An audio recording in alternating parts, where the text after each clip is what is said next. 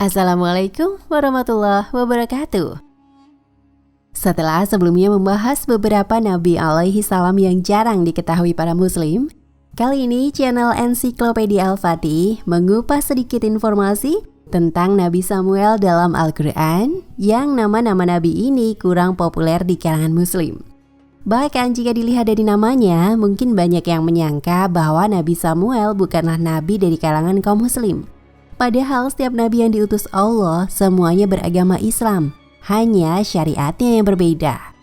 Setelah Rasulullah SAW diutus bersama dengan turunnya Al-Quran, maka sempurnalah sudah syariat tersebut.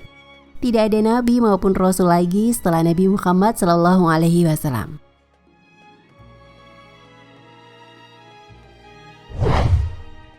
Kelahiran Nabi Samuel menurut Islam. Nabi Samuel alaihi salam diutus untuk Bani Israel. Beliau merupakan keturunan Bani Israel dari suku Lewi, suku yang biasanya dipilih Allah untuk melahirkan para nabi. Seperti sudah diketahui, Bani Israel berarti anak keturunan Israel. Nama lain Nabi Yakub alaihi salam. Suku Lewi adalah satu dari 12 suku yang berasal dari 12 anak Nabi Yakub alaihi salam. Dikisahkan bahwa sejak Nabi Musa alaihi salam wafat, Bani Israel banyak melakukan maksiat. Bahkan ketika Nabi Musa alaihi salam masih hidup pun mereka sudah banyak tingkah.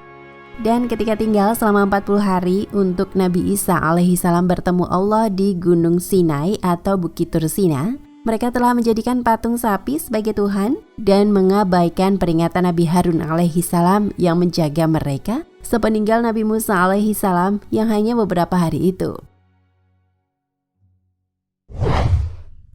Akibat pembangkangan yang banyak mereka lakukan, Allah mengabaikan mereka dari berbagai permasalahan. Bani Israel yang biasanya hidup sejahtera, tak pernah dikalahkan musuh, pada akhirnya menjadi bangsa yang tertindas. Dalam keadaan sulit inilah, mereka baru mengingat Allah dan berharap ada nabi yang bisa memintakan pertolongan kepada Allah. Sebagaimana nabi-nabi yang dulu pernah ada di antara mereka yang sebagian besar mereka bunuh karena ajarannya menyelisihi hawa nafsu mereka. Kala itu suku Lewi hanya tersisa seorang perempuan hamil yang suaminya telah meninggal dunia. Perempuan bernama Hubla versi Yahudi dan Nasrani Hana. Ia lalu dijaga dengan baik oleh mereka.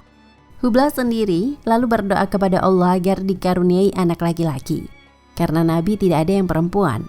Maka ketika anak itu lahir, Hubla memberinya nama Sam'un atau Samuil alias Samuel yang artinya Allah mendengar permohonanku. Setelah usianya cukup, Samuel kemudian mendapat risalah kenabian, yakni menyampaikan ajaran tauhid kepada Bani Israel.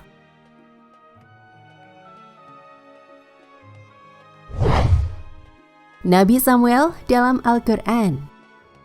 Kisah Nabi Samuel dalam Alkitab mungkin berbeda dengan yang ada di Al-Quran. Tapi apa urusannya? Sebagai muslim tentu kita lebih mengimani apa yang ada dalam kitab suci kita sendiri. Sebagaimana yang telah direncanakan, Bani Israel kemudian meminta Nabi Samuel alaihi salam agar memilih pemimpin di antara mereka untuk memerangi bangsa Amalikoh. Sebagian sumber menyebut Baltata yang selama ini menjajah mereka. Karena telah paham tabiat Bani Israel, Nabi Samuel alaihi salam tidak begitu saja memenuhi keinginan mereka. Beliau tahu Bani Israel adalah kaum yang tak suka berjuang. Namun, para pembesar kaum itu meyakinkan Nabi Samuel alaihi salam bahwa mereka benar-benar akan berperang melawan musuh kali ini. Para ulama sepakat bahwa seorang nabi mereka dalam ayat di atas adalah Nabi Samuel alaihi salam. Dan ketika sang nabi menunjuk Tolut sebagai raja bagi Bani Israel, belum lagi berperang, mereka sudah keberatan. Yang biasanya menjadi nabi dari kalangan Bani Israel adalah keturunan Lawi atau Lewi. Yang biasanya menjadi raja adalah keturunan Yahuza. Sementara Tolut adalah keturunan Bunyamin, tapi bukan itu yang menjadi alasan penolakan mereka. Melainkan karena Tolut hanyalah penggembala miskin. Orang-orang Yahudi tak sudi dipimpin oleh orang yang tidak lebih kaya dari mereka.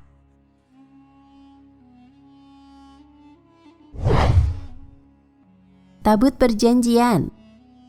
Sebagai seorang nabi, tentu saja penunjukan Tolut sebagai raja adalah atas wahyu dari Allah. Bukti bahwa Tolut yang berasal dari Bani Israel miskin merupakan pemimpin pilihan Allah adalah didatangkannya tabut yang dibawa oleh malaikat pada mereka.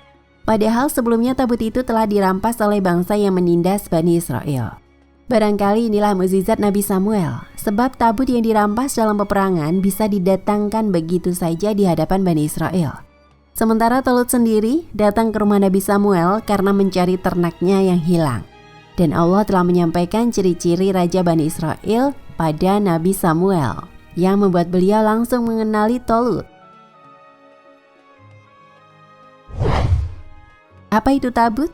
Tabut adalah kotak berisi lauh, yakni kepingan batu bertuliskan kitab Taurat yang diterima Nabi Musa alaihi salam setelah bermunajat di Gunung Sinai. Ketika Nabi Musa alaihi salam mendapati kaumnya menyembah patung sapi buatan Samiri, beliau marah dan melempar lauh itu, sebab tujuannya ke Bukit Tursina adalah untuk menerima kitab yang nantinya dapat menjadi pedoman bagi Bani Israel dalam menjalani kehidupan. Dibela-belain malah kufur. Siapa yang tak emosi? Setelah marahnya reda, lauh itu dikumpulkan kembali oleh Nabi Musa alaihi salam dan disimpan ke dalam tabut. Nantinya alih-alih 10 perintah Allah dalam lauh itu dilaksanakan, Bani Israel malah membawa tabut kemana saja mereka pergi, terutama dalam setiap peperangan. Menganggap dengan begitu mereka akan menang. Maka ketika tabut dirampas oleh musuh, hampir tidak ada di antara mereka yang hafal isi Taurat. Berbeda dengan Al-Quran, yang jika dibakar oleh musuh-musuh Allah, seperti yang kerap terjadi sekarang, masih banyak yang menghafalkannya di seluruh dunia. Kalau kamu suka membawa Al-Quran atau buku Yasin kemana-mana, seolah itu adalah jimat yang hanya dibawa, tidak dibaca, kamu boleh mengingat-ingat kelakuan orang-orang Yahudi ini terhadap tabut yang ditinggalkan Nabi Musa alaihi salam. Selain Nabi Samuel dalam Al-Quran, kisah tentang Tolut dan tabut juga termaktub dalam kitab suci umat Islam, Quran Surat Al-Baqarah ayat 250 hingga 252. Jadi, jika kamu mendapati kisah versi lain dari referensi di luar ilmu keislaman, sebagai muslim kita wajib meyakini apa yang ada di dalam Al-Quran. Tabut yang sering disebut tabut perjanjian, Ark of the Covenant, memiliki banyak kisah yang umumnya dikesankan berlebihan. Dari dianggap memiliki kekuatan sihir hingga diberitakan tabut perjanjian ditemukan di zaman modern ini. Gambar tabut yang beredar di internet cenderung tidak berasal dari literatur Islam, terutama gambaran patung malaikat yang sangat tidak lazim dalam kebiasaan nabi-nabi kita yang menghindari berhala dan sejenisnya. Jika kamu begitu penasaran detail mengenai tabut perjanjian menurut Islam, silakan melihat tafsir dari Quran Surat Al-Baqarah ayat 248. Lalu, di mana tabut sekarang? Wallahu a'lam. Tapi jika disimak dari perjalanannya, tabut hilang ketika Bani Israel banyak melakukan kezaliman dan kafir kepada Allah. Kemudian Allah kembalikan pada mereka ketika mereka berjanji akan berjihad bersama raja mereka. Maka kesimpulannya,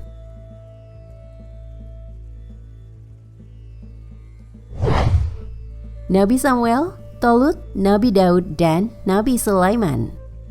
Ada yang menyandingkan nama Nabi Samuel dan nama Nabi Sulaiman. Mungkin karena kesamaan beberapa huruf. Ada yang mengira mereka adalah orang yang sama.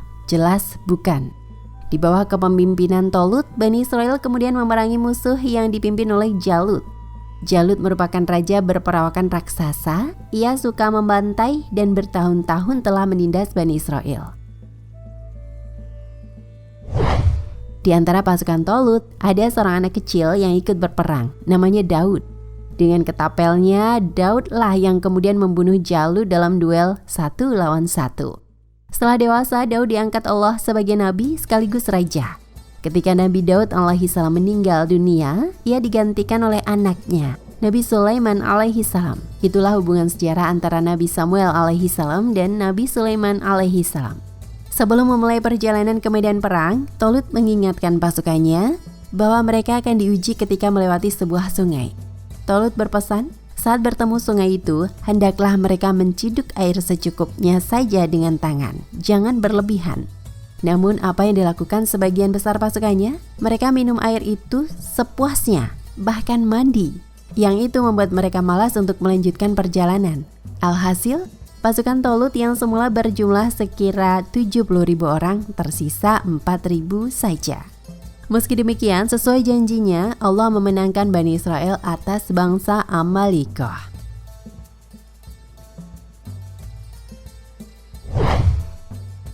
Makam Nabi Samuel. Jika ditelusuri saat ini, tempat di mana Nabi Samuel hidup adalah sebuah desa di wilayah Al-Quds bagian utara. Lokasinya diapit pemukiman Yahudi. Sederhananya, Yahudi adalah bagian dari Bani Israel yang menentang ajaran nabi-nabi. Per tahun 2022, di tengah desa tersebut masih berdiri sebuah masjid dan pemakaman yang diyakini sebagai makam Nabi Samuel. Entah besok atau beberapa tahun ke depan, sebab wilayah tepi barat itu sekarang dikuasai Israel. Begitulah sedikit kisah mengenai Nabi Samuel dalam Al-Quran. Beliau tidak tergolong nabi yang disebutkan secara gamblang namanya oleh Allah. Namun berkat keilmuan para ulama yang didasarkan pada Al-Quran dan Sunnah, maka kita dapat mengenal beliau. Semoga video ini bermanfaat, jangan lupa dibagikan ya. Wallahu a'lam bishawab.